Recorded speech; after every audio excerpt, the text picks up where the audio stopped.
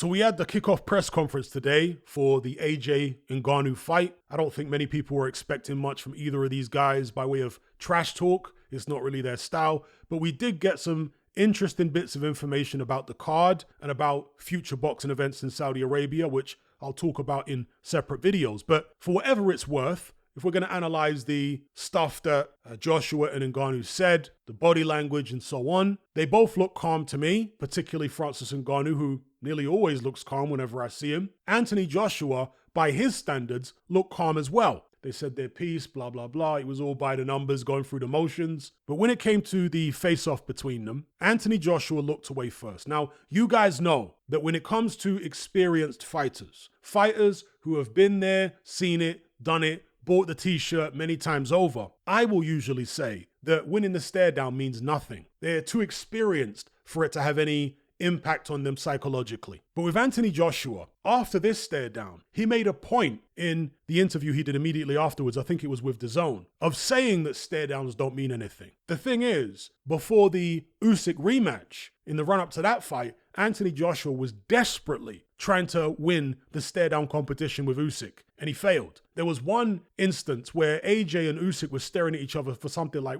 2 minutes? Crazy long stare down, and again, it was AJ desperately not wanting to look away. So he obviously wanted to win stare downs then, which wasn't a million years ago, but now he's saying they don't matter. Is that because he's learned from that experience? Is it because people around him have told him not to worry about stare downs? Is it Ben Davison? Is it, God knows. But I just found it interesting that he's done this 180 on stare downs, because it wasn't so long ago that he clearly felt like they meant something. But now he's acting like they don't mean anything. Maybe he's trying to talk himself confident, because AJ, as we know, as he's kind of admitted, is a bit of an overthinker. So make of that what you will. Now, I've gone on record right off the bat, as soon as this fight was even being rumored, and told you guys that I think Anthony Joshua wins this quite comfortably. I think he will do a much more comfortable job on Francis Ngannou than Tyson Fury did. I don't think Tyson Fury was properly prepared mentally, physically, or anything for the Ngannou fight. I think he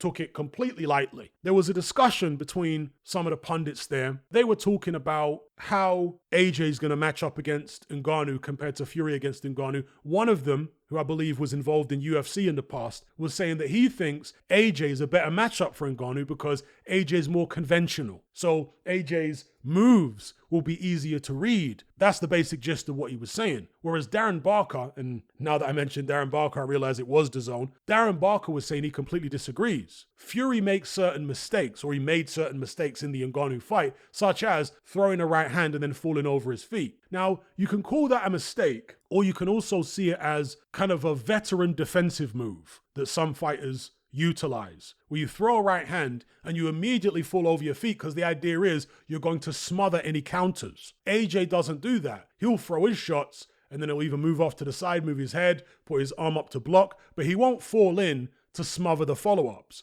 But Tyson Fury does do that. Now, typically that works quite well for Tyson Fury because he's physically bigger and stronger than most of his opponents. But it became problematic against Francis Ngannou because Francis Ngannou is ridiculously strong. When you're trying to fall in against this guy, he's able to shove you off and start hitting you. So it's a mistake against someone as strong as Ngannou. Whereas against a different fighter, it might actually work quite well. So it's all about context. Now, I tend to, and it's not often that I agree with Darren Barker, but I tend to concur with what Darren Barker's saying with regards to how AJ and Ngannou match up compared to how Fury and Ngannou matched up. I think that AJ's more precise in his movements than Tyson Fury is, at least at this stage. I think he stays on balance more. He doesn't fall off balance very often. And I think that that will present fewer countering opportunities for Francis Ngannou. AJ also throws his jab typically more solid than Tyson Fury does. Fury can jab solidly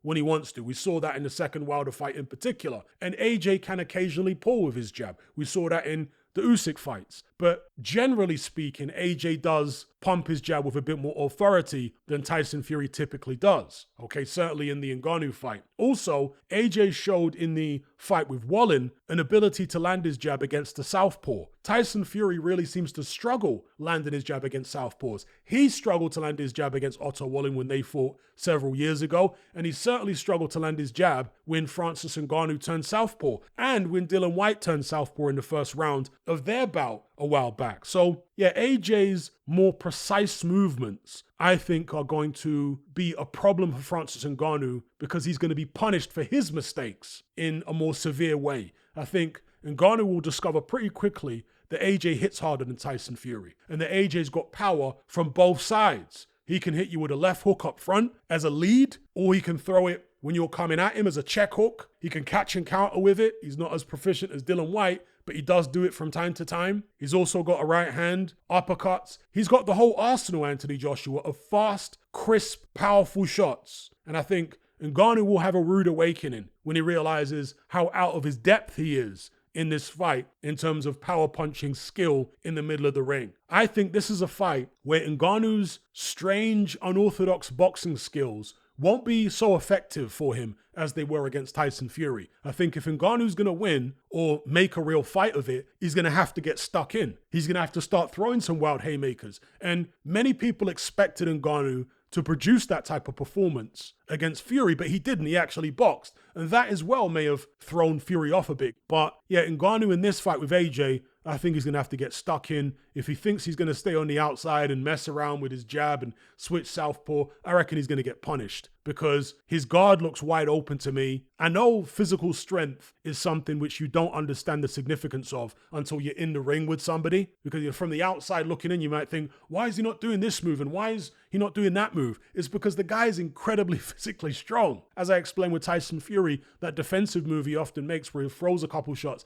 and then falls in to smother the return, to smother the counters, that wasn't working against Ngannou because he was too strong. So I get it. When somebody is extremely physically strong, it can change the way that you typically fight. You won't be in your comfort zone, so to speak, necessarily. Be that as it may, I just think that AJ's combination of attributes, I spoke about this in the post-fight video for Artur Beterbiev against Callum Smith, and I was talking about why pre-fight I was suggesting that Callum Smith's style and his attributes didn't match up so well against Beterbiev as Anthony Yarde's did. I.e., Yarde had certain attributes that would be more troublesome for Beterbiev than was the case with Smith. And so it is here, in my estimation, with Anthony Joshua going up against Ngannou. I think Ngannou's combination of attributes are more problematic for Fury than they're going to be for Anthony Joshua. I think Anthony Joshua will deal with Ngannou quite comfortably. I'm expecting him to outbox him, break him down. I don't think AJ's just going to go in there and wipe Ngannou out in a couple of rounds like some people are suggesting. AJ isn't as gung-ho as he used to be. He can be assertive in a fight. We saw that against Otto Wallin, but he's not going to be reckless like that. Even when he had Wallin hurt in the final round of the fight, I think it was, AJ threw a few follow-up punches, but he didn't go all out. Yeah, he just tested to see if Wallin was really gone, and when he saw that he wasn't as gone as he initially suspected, he backed off and relaxed back into his boxing. So I think it will be a breaking down job of Francis Ngannou, and if he doesn't beat him on a comfortable unanimous decision, then he may stop him, let's say, between 7 and 10. So that's my take on the press conference. My mind hasn't changed with regards to how I think the fight is going to go. I think it's going to be Anthony Joshua all day long. As far as the undercard, well, we've got Zheli Zhang versus Joseph Parker. I'll talk about that in a separate video. Ray Vargas versus Nick Bull. That's a good fight. Mark Chamberlain versus Gavin Gwynn. There's a bunch of people on here. Jack McGann, Roman Fury. I'm going to talk about him in a second. Justice Hooney, who is a heavyweight that signed to Matchroom, I believe, from, is he Australia or New Zealand? I forget which. Let's click on him here. From Australia. Got fast hands. But Roman Fury is obviously the brother of Tyson Fury. Literally looks like a Tyson Fury tribute act. You know, it doesn't quite look like Tyson, but it looks a bit like him. You know, quite similar. It looks like a Tyson. If Tyson Fury was to be played in a movie, this is the guy that they would get to do it.